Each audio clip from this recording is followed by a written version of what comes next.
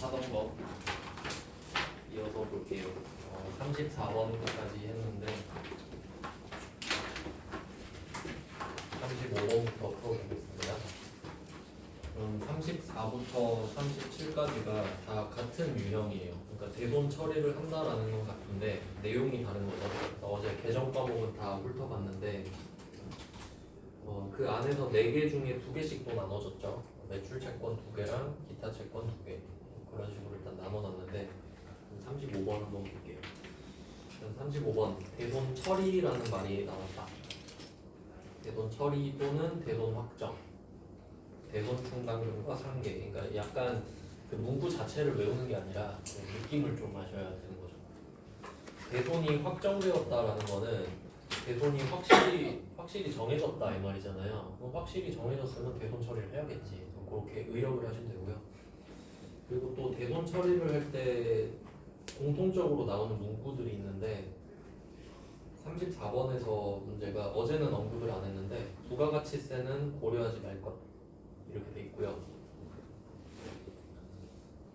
그리고 35번 문제에도 대손세 공제는 고려하지 아니한다 이렇게 되어 있는데 여기서 대손세액 공제 있잖아요. 세는 세금을 말하는데 여기에 관련된 세금은 부가가치세거든요. 그러니까 세금도 여러 개가 있잖아요. 근데 이 대손세 관련된 세금은 부가가치세예요. 그러니까 34번과 35번은 같은 말을 하고 있는 거예요. 부가가치세는 고려하지 말아라. 그리고 고려하지 말라는 말은 있어도 없는 듯이 그냥 무시해라 이거니까 앞으로는 뭐 무슨 말이 나왔을 때 고려하지 말라 이러잖아요. 그냥 무시하면 돼요. 하지 말라는 소리니까. 그러니까 아무 말도 없는 거랑 똑같은 거예요. 그 다음에 36번 문제도 부가가치세는 고려하지 않는다 라고 되어 있죠. 원래 이 대손 처리를 할 때는 그 부가가치세랑 상관이 없긴 합니다. 그리고 시험 범위도 아니에요. 그러니까 그냥 그렇구나 하고 넘어가시면 되고. 그 다음에 37번 문제도 대손세 공제는 고려하지 않기로 한다 돼 있죠. 그러니까 대손 처리에 대해서는 전산회계 1급에서는 시험 범위가 아니구나 정도로 생각하시면 됩니다. 그러면 이제 35번 해볼게요. 대손 처리라는 말이 나오면 어떤 자산을 누구에게 얼마를 못 받았는지를 확인하면 돼요. 그럼 35번 문제에서는 300만 원. 이때 약속어음을 받았는데 약속어음은 그냥 받은 물건이고요. 그 약속어음을 왜 받았는지를 찾아야 되죠. 여기서는 제품을 판매하고 받은 약속어음이니까 계정 과목은 받으러음이다. 이렇게 생각을 해야 되죠. 그럼 이 받으러음 300만 원이 없어진 거잖아요.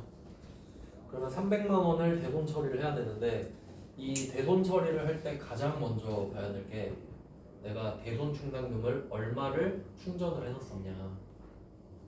근데 여기서는 받을 어음에 대한 대손 충당금 200만 원이 기 설정. 기자는 이미 기자입니다. 이미 설정되어 있다. 그것까지 한번 생각을 해보면 그 전에 대손 충당금을 설정했던 이슈가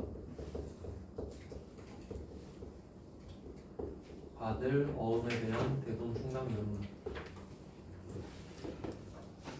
200만 원. 이걸 설정을 한 건 충전을 해놓은 거죠.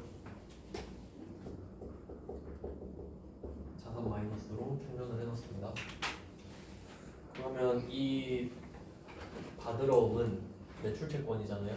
매출채권에 대한 대손 충당금은 대손상각비로 만들죠.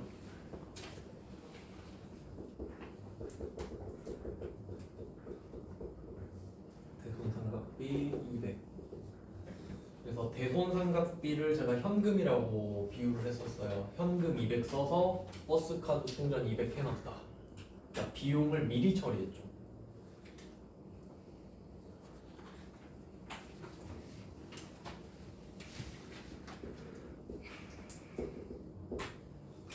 이런 회계 처리를 해놨었다.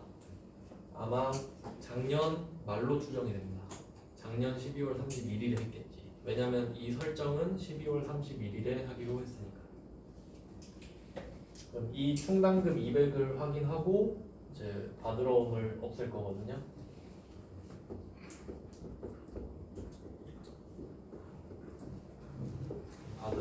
300을 없앨 겁니다.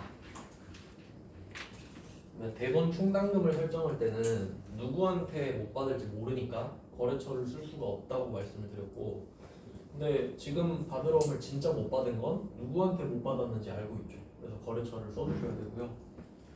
여기서는 필연이라고 되어 있네요. 필연.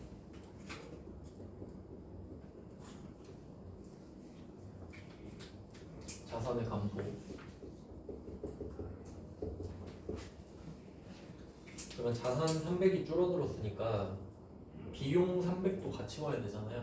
근데 그 중에 200은 이미 해놨죠. 그러니까 이 200에 대해서는 지금 또 할 필요가 없습니다. 그러니까 추가적으로 100만 원만 더 하면 되거든요.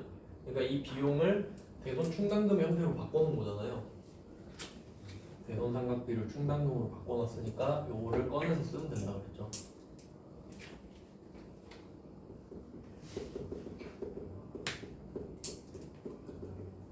대손 충당금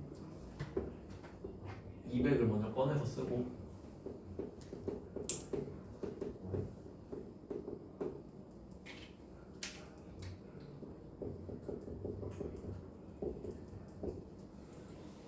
그래서 이 대손 충당금의 성격 자체가 자산의 마이너스니까 얘가 없어지면 자산 플러스가 돼요.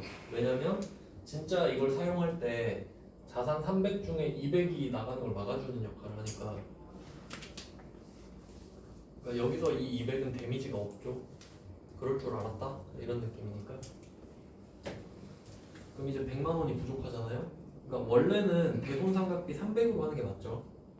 근데 이 대손상각비를 대손 충당금으로 바꿔놨다가 그걸 쓴 거니까 부족한 거는 결국 대손상각비가 한 번 더 나와주면 되는 거예요.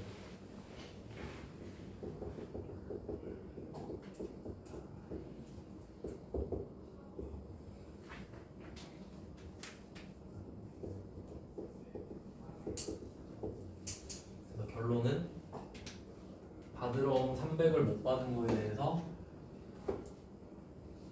총 비용 300이죠. 대손상각비 300인데 200은 대손 충당금으로 바꿔놨었기 때문에 그걸 빼서 먼저 써주는 거고, 그래서 총액은 같죠. 300, 300은. 그리고 여기서 받을 어음을 못 받게 됐잖아요. 여기서 이제 파생되는 개념이 받을 어음을 못 받았으니까 받을 어음에 대한 대손 충당금이 나오고, 그리고 이 받을 어음은 매출채권이잖아요. 매출채권이니까 대손상각비 나오고, 두 가지의 영향을 주는 겁니다. 뭐 어제 풀었던 34번이랑 같아요. 원리는 계정 과목만 달라지고요.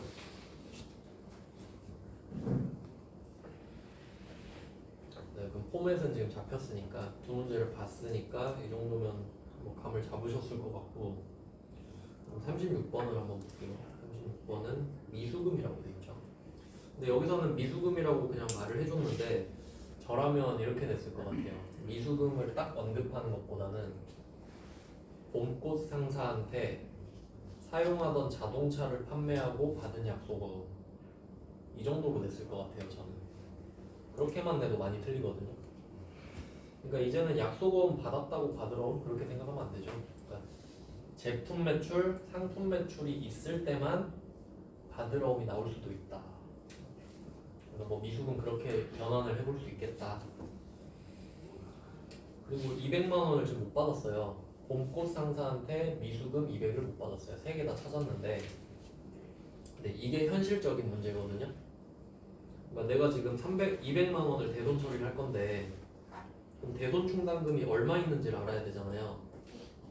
근데 상사가 나한테 이 상황을 설명해 주는 거예요. 그럼 우리가 이렇게 상사가 그냥 이렇게만 하는 거야.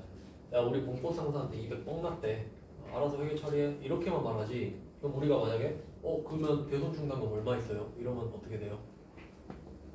알려주겠죠. 욕하면서. 안 알려줄 수도 있고요. 그러니까 여기서 조회하여 회계 처리하시고 돼 있잖아요. 조회가 기본이죠. 아무도 안 알려줘요. 회사 가면 안 알려주잖아요. 그러니까 조회가 기본 아닙니까? 그러니까 34번, 35번은 이상한 거야. 알려줬잖아요. 충당금 잔액 누가 알려주냐고. 그러니까 시험이니까. 근데 36번이 기본이라고 생각하셔야 돼요. 아, 충당금을 조회해서 써야 되겠구나. 근데 조회는 안 배웠잖아요. 조회는 나중에 배우는데 조회를 해야 된다는 사실만 기억하시면 돼요. 그럼 우리가 여기서 생각할 때 어떤 계정 과목을 조회해야 될까 정도는 생각을 해야겠죠. 뭐 조회하죠?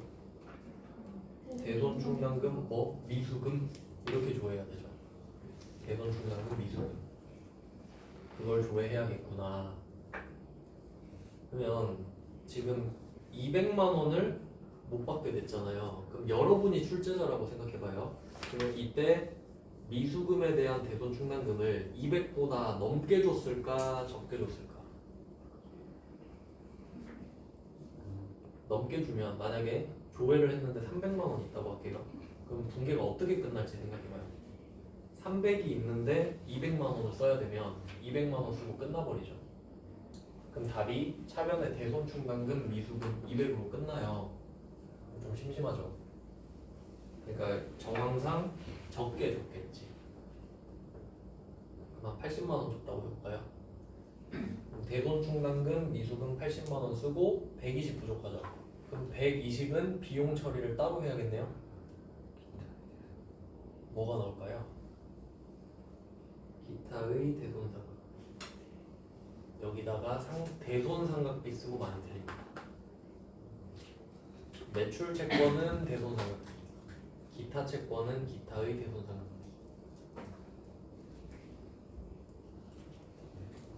그래서 어제 그 써드린 표 매출 채권, 기타 채권을 나눠야 되는 이유, 그러니까 그거를 적어놓으신 거를 이 주제에 대한 문제를 풀 때는 옆에 딱 두고 그걸 보면서 푸셔야 돼요. 왜냐면 지금은 우리가 공부하는 단계이기 때문에 한번 보고 바로 알 수는 없거든요. 그냥 계속 보면서 하시면 돼요. 익숙해질 때까지 시간이 좀 걸리거든요. 그래서 그걸 그냥 인정해야 된다 그랬죠. 한 번 본다고 알면 제가 필요가 없겠죠. 네, 뭐 그렇게 생각하시면 되고, 그 다음에 37번 보면요. 37번은 말장난을 좀 섞었네요. 여기선 단기 대여금이라고 돼 있거든요. 그러니까 빌려준 돈을 못 받을 수도 있는 거죠. 여기서 단기 대여금 500만 원이 회수가 불가능하여 대손 처리를 했다. 아, 말장난 없네. 네, 500을 못 받게 됐는데 대손 충당금 현재 잔액은 300이다. 이것도 그냥 알려줬네요. 그러면 대손 충당금 단기 대여금이 나오겠죠. 300. 200 부족하죠. 비용 처리해야 되죠. 기타의 대손 상각. 그래서 이 시험 공부를 할 때 가장 효율적인 방법이 모아서 보는 거거든요. 근데 그 기출 문제로 접근을 하면 문제가 띄엄띄엄 나오잖아요. 그래서 제가 이걸 다 묶어놓은 거거든요. 그러니까 최대한 이걸 잘 활용을 해주세요. 한눈에 보면서 비교해야 되거든요. 그리고 사실 칸을 넓게 할 수가 없어요. 넓게 하면 지금 칸 2배로 넓게 하면 이 종이 2배 되거든요. 그러니까 좀 그 차분하게 정리하실 때는 그 따로 연습장에 좀 옮겨서 적는 게 더 좋겠죠. 칸이 그냥 형식적으로만 벌려놓은 거여가지고. 네. 그리고 또 차이가 있는데 그 우리가 부가가치세를 배우진 않았잖아요. 일단 좀 간단하게만 설명드릴게요. 부가세 개념을 알긴 알아야 되니까. 여러분이 만약에 밥을 사 먹었어요. 밥이 5,000원이에요. 5,000원짜리 밥을 사 먹었어요. 근데 영수증 보면 그 봤죠? 부가가치세 또는 부가세 또는 그 VAT, Value Added Tax 이렇게 되거든요. 5,000원짜리 밥을 먹었을 때 부가세가 얼마가 써 있을지 생각을 해볼게요. 부가세 그 들어는 보셨죠? 부가가치세 몇 퍼센트로 알고 계시죠? 10%. 10%는 다 알거든요. 근데 문제는 어디에 10%인지 몰라. 그럼 한번 생각을 해볼게요. 내가 5,000원짜리 밥을 먹었어요. 그럼 이 5,000원 안에 부가세가 얼마일까? 그럼 10%면 어떻게 돼야 10%가 되지? 500원일까요, 그럼? 500원? 자, 한번 보여드릴게요. 여러분 눈에 익숙한 숫자를 한번 그려볼게요.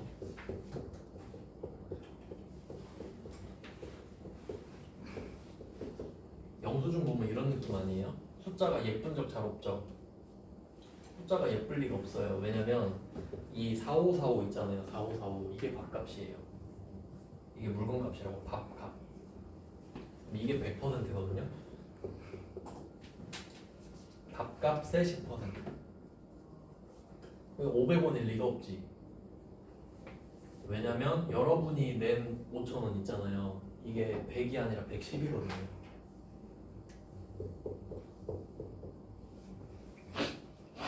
그러니까 10%가 맞긴 맞는데 그냥 10%라고 하면 좀 이상하게 알고 있는 거죠.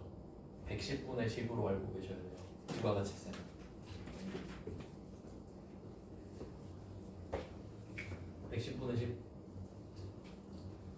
그럼 계산하기 쉬운 걸로 한번 내볼게요. 여러분이 밥을 사 먹었는데 5,500원이에요. 부가세 얼마죠? 500원. 5,000원에 500원이니까. 이 정도는 이제 상식이고. 근데 뭐 우리가 사업을 하지 않는 이상은 상관없어요. 어차피 뜯기면 되니까 그냥. 근데 내가 사업자면 이걸 걷어서 내기까지 해야 되기 때문에 모르면 좀 손해를 볼 수도. 모르면 좋진 않겠죠. 관리를 해야 되는데 일단 이런 개념이거든요. 그럼 이 말은 뭐냐면 여러분이 5,000원짜리 밥을 먹었을 때 부가가치세가 있다는 사실을 알아도 몰라도 부가세는 내는 거예요. 그러면 밥 파는 주인이 4,545원은 지분이죠. 그럼 455원도 걷잖아요. 요거는 내줘요 지금. 국세청 가서 세무서 가가지고. 그러니까 우리한테 삥 뜯어서 내주는 구조예요. 부가가치세는. 그러면 이 개념을 알았다면 지금 34, 35, 36 세 개 풀었잖아요. 그럼 이때 이 세 개에 대한 상황을 보면 일단 확실한 거는 34, 35는 제품을 판 거죠. 그럼 제품 팔 때도 부가세, 우리가 그럼 부가세를 걷어야 되는 거예요. 그럼 부가가치세가 있겠죠. 부가가치세가 있으니까 부가가치세를 고려하지 말라고 할 수 있는 겁니다. 그 다음에 36번 미수금. 미수금도 뭔가를 팔긴 판 거거든요. 제품이 아닌 걸 판 거. 기본적으로 물건 팔면 부가가치세가 붙거든요. 그러니까 얘도 부가가치세가 있다고 유추할 수 있어요. 그러니까 신경 쓰지 마라 이렇게 말을 해주는 게 맞죠. 근데 이 37번에 단기 대여금 있잖아요. 대여금은 돈을 빌려주는 거거든요. 그럼 우리가 500 빌려준 거죠. 그럼 500 빌려주면서 야 부가세 50도 내놔 이럴까요? 여러분 은행에 가서 1억 빌리면 1억 천 주나요? 그럼 돈을 빌리고 빌리는 걸 생각해봐요. 돈이 왔다 갔다 할 때 부가세가 붙나? 안 붙습니다. 그러니까 돈을 빌려주고 빌리는 행위는 면세입니다. 부가가치세가 면제됐다는 소리예요. 돈에 부가세를 붙이면 이상하지 않아요? 돈이 왔다 갔다 했는데 부가세가 막 붙어. 이상하죠. 그러니까 대여라는 행위 자체가 면세거든요. 그럼 그걸로 뭘 응용할 수 있냐면 은행 돈 빌려주고 돈 벌죠. 은행은 면세 사업자예요. 그러니까 돈을 빌려주는 서비스를 팔잖아요. 근데 거기에 부가세를 안 붙이잖아. 그러니까 부가세를 안 걷고 안 내요. 근데 밥을 파는 사람은 부가세를 붙여야 되거든요. 그러니까 부가세를 걷어서 내는 거지. 근데 은행은 부가세를 안 걷고 안 내지. 뭐 그런 거거든요. 그러니까 이 37번의 대여금 자체가 면세라는 걸 알면 이 출제자가 좀 몰라서 그럴 수도 있는데 부가가치세 이야기를 할 필요가 없죠. 아예. 얘는 그 사실을 몰랐거나 몰랐겠죠. 말하면 안 되잖아요. 그냥 그렇습니다. 저는 이런 것까지 알 수 있는데 그냥 참고하세요. 참고. 뭐 답은 똑같지 않습니까? 그래서 4개가 똑같아 보이면 돼요. 이렇게 정리하시고 대손 처리 4개 다 봤고요. 그러면 33번은 대손 충당금 설정, 대손 추정이었죠. 대손 추정 얼마 못 받을까? 그 다음에 34번부터 37번은 대손 처리였잖아요. 요거는 진짜 못 받았네 이런 느낌.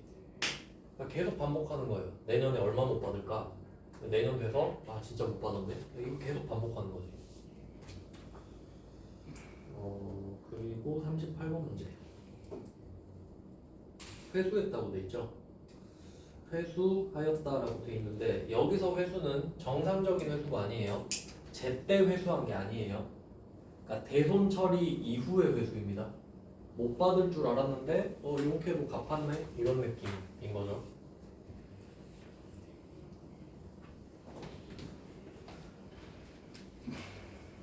답을 한번 찾아볼게요. 38번 문제가 100만 원을 현금으로 회수했대요. 그럼 차변에 현금 100만 원 들어오겠죠.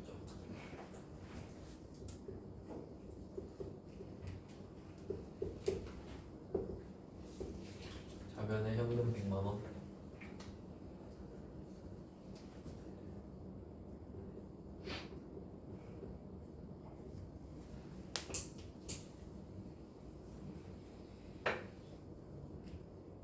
차변은 쉬워요. 받았으니까 쓰면 돼요. 대변이 문제인데 그럼 얘를 어떻게 할지 생각을 해볼게요. 우리가 지금 대손 처리하는 걸 해봤잖아요. 요거랑 연결해서 생각을 해보면 대손 처리 쪽을 분계를 만들어서 한번 써볼게요. 그러면 현금 100만 원을 받았다는 소리는 우리가 그 특정 자산에 대해서 100만 원을 못 받은 적이 있었다 이 말이에요. 그러니까 그때 못 받았으니까 지금 받지. 그럼 그때는 대손 처리를 했겠죠. 근데 그게 여기서는 외상매출금이라고 되어 있죠.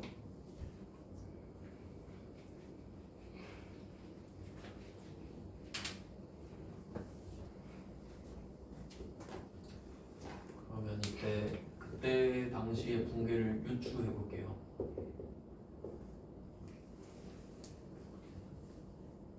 거래처도 써 있으니까 대운전자도 쓸게요.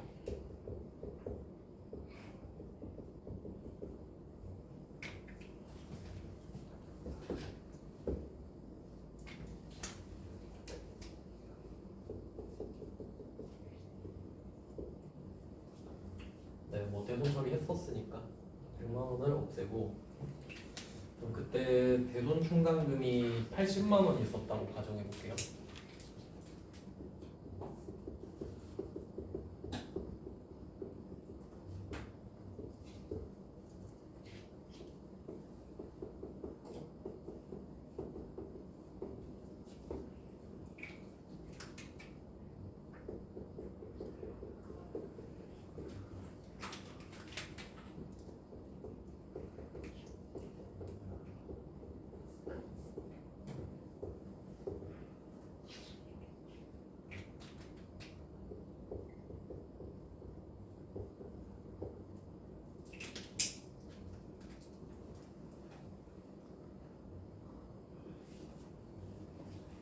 이건 제가 그냥 만든 분계예요. 80이 있었다는 전제하에. 그럼 대손 처리가 있고 나서 회수가 있는 거거든요. 무조건 그래야 돼요. 대손 처리가 있은 후에 회수를 하는 겁니다. 순서가 이렇게 되는데 그럼 이게 경우의 수가 두 가지가 있거든요.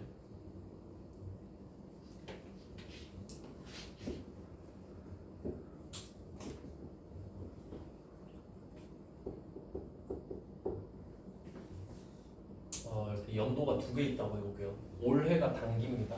단기는 해당 기간이에요. 그러니까 올해. 그럼 전기는 작년이겠죠. 전 기간. 다음 연도 차기. 뭐 이런 식으로. 그러면 단기와 전기가 있는데 만약에 내가 단기에 대손 처리를 했었어요. 단기에 대손 처리, 단기 초에. 그리고 회수를 한 거예요. 이런 일이 있었다고 해볼게요. 예를 들면 내가 1월에 대손 처리를 했어요. 그러니까 1월에 누가 돈을 못 갚겠다고 한 거예요. 돈을 못 받는구나 하고 대손 처리를 했겠죠? 이때 이걸 한 거예요. 근데 얘가 5월 돼서 갑자기 나 갑자기 장사가 잘 돼. 돈 줄게. 뭐 이럴 수도 있죠. 그럼 돈이 100만 원 들어온 거거든요. 그러면 이때 그 우리가 분계를 하는 게 기록하는 거란 말이에요. 그럼 이때 요 부분 있죠, 요 부분. 그러니까 우리가 그 분계하는 걸 일기 쓰는 걸로 한번 생각을 해보면 이 파란색 테두리 친 부분 있잖아요. 이 부분이 욕을 쓴 거예요. 욕. 대운전자 나쁜 새끼. 돈도 안 갚고 뭐 이런 식으로 쓴 거잖아요. 그럼 돈을 못 받았을 땐 그렇게 쓸 수 있죠. 뭐 돈 안 갚으면 나쁜 놈 맞으니까. 근데 갑자기 돈을 갖고 오죠. 그럼 좀 민망해지지 않아요? 일기장에 막 욕 써놨는데 돈을 갑자기 준 거야. 그럼 어떻게 가죠? 다시 그쪽 일기장으로 가서 X표 안 보이게 이렇게 지우면 되는 거죠. 그래서 여기서 중요한 게 단기잖아요, 둘 다. 그러니까 장부 마감을 안 했어요. 그러니까 12월 31일에 항상 마감을 하거든요. 결산을 하니까. 그럼 얘는 마감 안 했죠. 그러니까 마감을 안 했으면 고칠 수 있다는 소리예요. 그럼 고칠 수 있으면 고쳐야지. 그러면 이 회계 처리를 오른쪽에 똑같이 해요. 그럼 왼쪽에 쓴 걸 안 쓴 게 돼요. 왼쪽에 있는 거랑 오른쪽에 있는 게 똑같으면 없는 게 돼요. 똑같이 한번 써볼게요.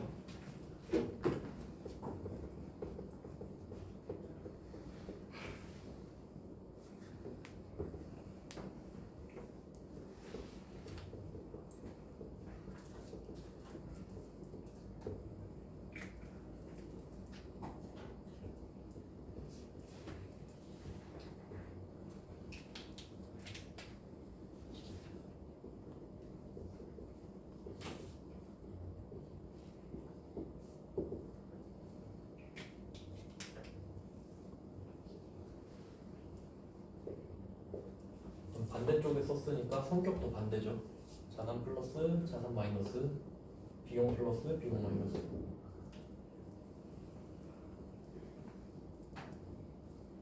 이거를 똑같이 써주잖아요. 통째로 날아가는 거예요, 둘 다. 이게 지워주는 거거든요. 그러면 지금 분계가 두 개가 있는데 첫 번째 분계 차변 날리고 두 번째 분계 대변 날리잖아요. 그럼 남은 애들이 대변에 외상 매출금 100만 원, 차변에 현금 100만 원이죠. 둘만 남죠. 그럼 외상 매출금 100만 원이 없어졌는데 이유가 100만 원을 회수해서가 되는 거예요. 그럼 이게 일기장에 썼던 욕을 지워주는 거지. 그땐 나쁜 놈인 줄 알았는데 아 지금 보니 아니더라. 이런 느낌. 이게 가능한 이유는 마감이 안 됐기 때문에. 그러니까 단기에 대손 처리한 걸 단기에 회수하면 같은 기간이니까 그냥 처음에 받았던 것처럼 할 수 있다. 그게 포인트죠. 네, 뭐 이 정도 이해되시나요? 그러니까 취소해 준 거예요, 취소. 근데 그땐 몰랐지. 근데 지금 알았으니까 취소해 주겠다. 근데 문제는 그 상황이 아닙니다. 38번은 전기의 대손 처리, 그러니까 전기의 대손이 확정됐다는 말이 전기의 대손 처리를 했다는 소리죠. 그럼 이제 두 번째 케이스는 전기의 대손 처리를 했다가 이걸 회수한 경우예요.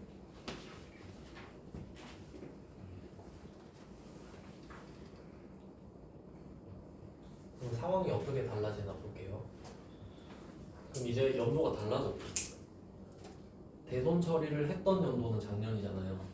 그러면 얘는 욕을 써놓고 끝나버렸지. 장부를 덮어버렸단 말이에요. 그리고 올해 얘가 돈을 갑자기 갖고 와요. 고맙긴 한데 욕 쓴 걸 지워줄 수는 없어요. 작년 거거든. 그러니까 너 하나 때문에 내가 가서 장부가 뒤집어서 고칠 순 없다. 이미 늦었다. 근데 돈을 받긴 받았잖아요. 그럼 이제 이게 기수가 달라지면 이 방법은 아닌 거지 이제. 고치는 게 의미가 없지 않습니까? 그래서 전기, 여기선 전기라고 했는데 정확히 말하면 전기 이전. 그러니까 전기, 전전기, 전전전기 전전전전기. 끝난 건 똑같죠. 근데 보통은 전기로 내거든요. 그냥 대표로 전기를 냈다고 보면 돼요. 그럼 여기서는 전기에 대손 처리했던 거를 상계라는 말은 그 배웠죠? 퉁치다. 외상매출금이랑 대손 충당금을 퉁친 거잖아요. 지금 이 상황이. 그냥 대손 처리했다 이 말이에요. 그럼 이렇게 되면 이번엔 어떻게 할까? 그러면 이걸 전기에 한 거거든요. 그럼 전기에 대손 처리한 게 사실이 바뀌진 않아요. 근데 내가 지금 하는 게 이걸 할 필요는 없다 이 말이지. 의미가 없어지니까요. 그럼 이제 어떻게 할 거냐? 똑같이 하는 게 의미가 없어졌잖아요. 그래서 방법을 정해줍니다. 그러니까 고칠 수 있으면 고쳐라. 근데 저 지금 못 고쳐요. 어떻게 해요? 이렇게 해야 될 거 아니에요. 그럴 땐 그냥 대손 충당금으로 똑같이 해라 라고 정해놨기 때문에 이건 외우는 거예요.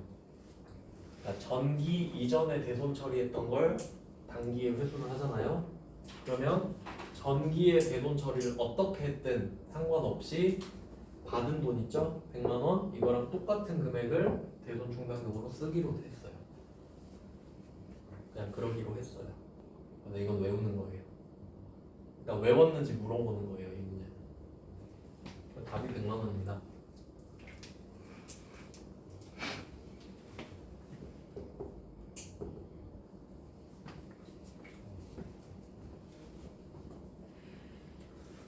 차이를 인지하시면 되고요. 근데 시험에는 이 답만 나왔어요. 이때까지. 근데 그냥 상식적으로 생각해보면 단기에 어차피 회수를 할 수 있었다면 안 망했지 않을까? 몇 개월 만에 갑자기 살아나기도 힘들죠. 보통은 현실적으로 전기에 망했지만 단기에 살아나는 그림으로 많이 나오거든요. 그래서 이 38번 문제는 전기가 포인트인 거지. 대손 처리를 전기에 했잖아요. 대손 처리를 전기에 했다. 회수는 당연히 단기예요. 왜냐면 지금 회수했으니까 지금 이야기하지. 그러니까 회수는 당연히 지금이기 때문에 고민할 필요가 없고요. 회수는 당연히 단기고 대손 처리를 언제 했었느냐가 포인트입니다.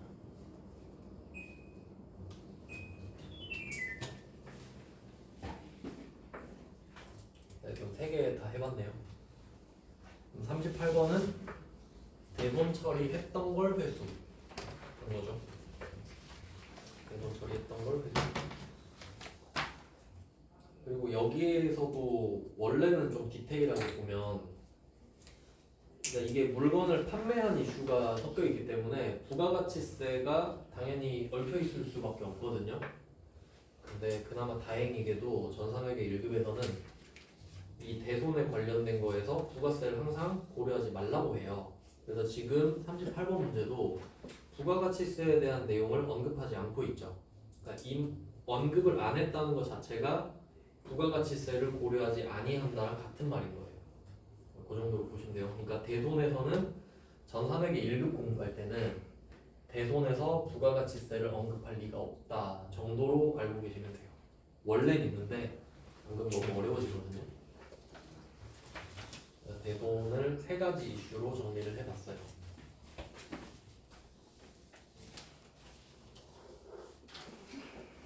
그러면 지금 채권하고 외화채권하고 대손까지. 그러니까 채권이 가장 덩치가 커요. 이 안에서. 그걸 끝냈고요. 이제 다음 주제로 가겠습니다. 7페이지에 기타 당좌자산.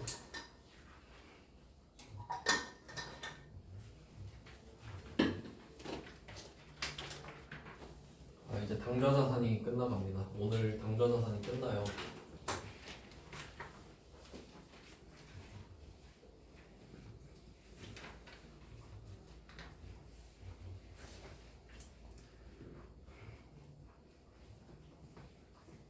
다시 또 정리해 볼게요. 이제 당좌자산 마지막 정리.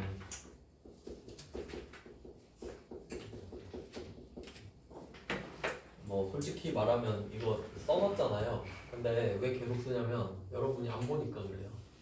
이렇게라도 보라고 계속. 눈에 익숙해지는 게 되게 무서워요. 그러니까 나중에는 너무 익숙해지면 그냥 모양이 다르면 이상해. 뭐 그런 것도 있어요. 그러니까 뭐 외상매출금이 써 있는데 뭔가 이상해. 거래처가 없어서 뭐 그런 경우도 있거든요. 그러니까 눈에 익는 것도 되게 중요합니다. 유동자산은 당좌자산, 재고자산이 있었다. 이 정도는 좀 외워졌겠죠? 재고자산은 판매 목적. 당좌자산은 유동자산 중에 판매 목적이 아닌 것들. 그래서 되게 많았죠? 너무 많으니까 정리를 했었잖아요.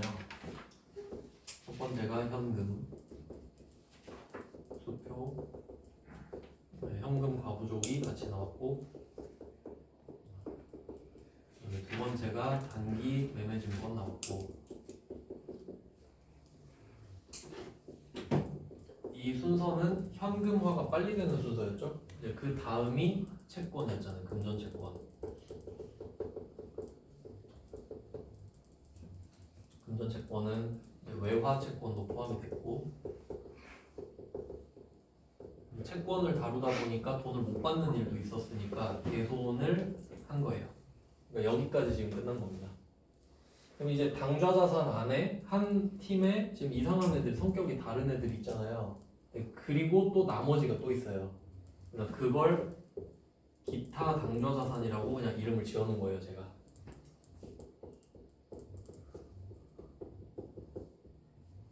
이렇게라도 해야 조금 외워지거든요.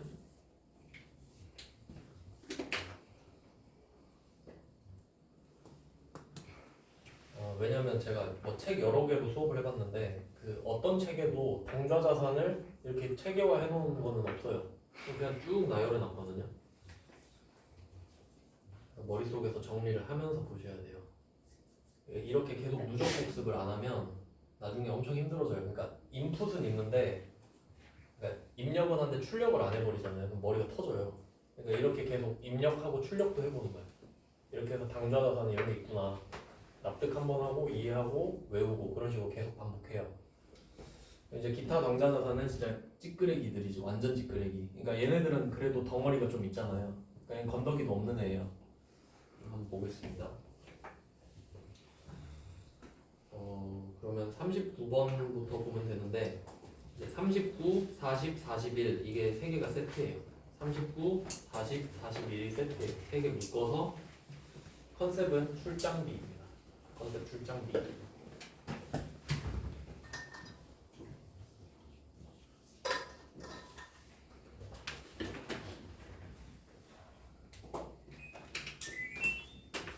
출장비에 대해서 한번 생각을 해봅시다. 출장비. 출장 갈 때 뭐 KTX 택시 탈 수 있고 가서 호텔에서 한밤 잘 수 있고 밥 먹을 수 있고 그런 것들이 출장비거든요. 그러니까 왜 그게 묶여지냐면 그러니까 어디다 돈을 썼냐. 그러니까 왓으로 물어보면 그렇게 되면은 그 교통비, 숙박비, 식비 이렇게 대답해야 되죠. 근데 그걸 왜 썼냐 하면 출장 이유. 출장으로 묶을 수 있는 거지. 회계는 왓이 아니라 Y니까. 그러니까 밥 먹고 KTX 탔다 이게 중요한 게 아니라 출장 가느라 KTX 탔다. 출장 가서 밥 먹었다 이게 중요하다는 거예요. 그러면 이게 돈을 쓴 거잖아요. 그러면 돈을 쓸 때 자산이 감소하잖아요. 자산 감소하죠. 지출은 자산의 감소를 유발하죠. 그럼 이때 이 돈을 쓴 내용이 보통 두 개로 나눠요. 첫 번째는 자산이 다시 증가하는 경우, 두 번째는 비용이 발생하는 경우. 일단 요것부터 좀 개념을 잡아두시면 좋은데, 그러니까 지출을 했다는 거 돈을 썼다는 거예요. 그러니까 자산의 감소는 정해진 거고요. 그럼 이때 내가 돈을 쓴 게 자산의 증가를 갖고 오냐, 비용 발생이냐 생각을 해볼게요. 만약에 내가 5만 원이 있었는데 소고기 사 먹었어요. 소고기 사 먹었을 때 자산일까 비용일까? 이런 걸 생각해 보는 거지. 뭘까요? 기분이 좋으니까 자산?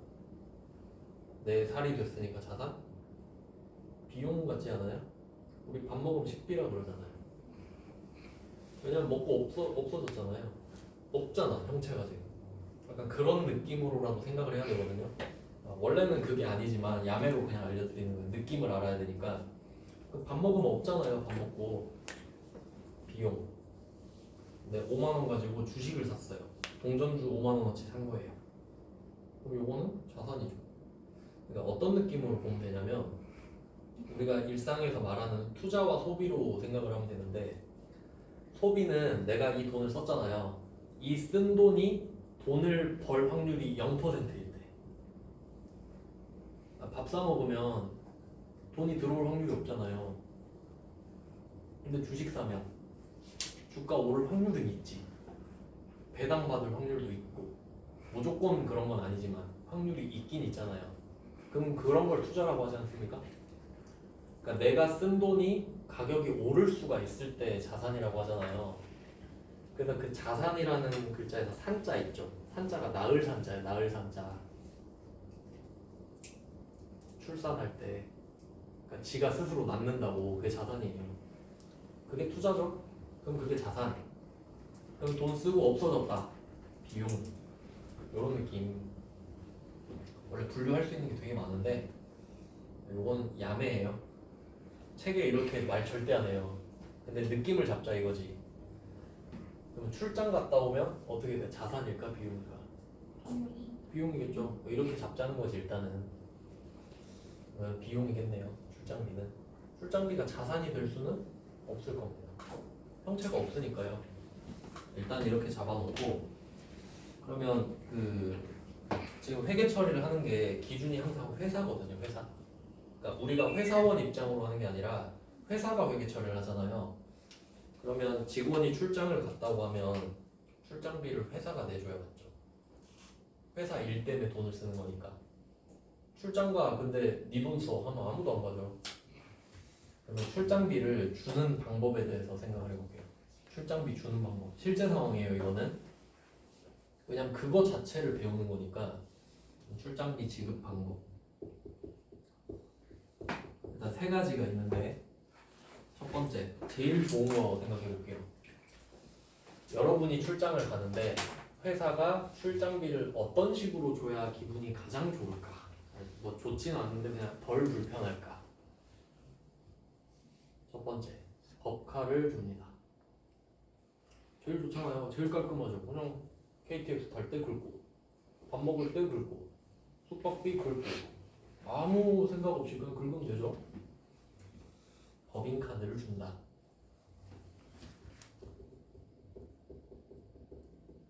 근데 이게 제일 좋은데 시험 문제로 내기엔 어떨지 생각해 볼게요.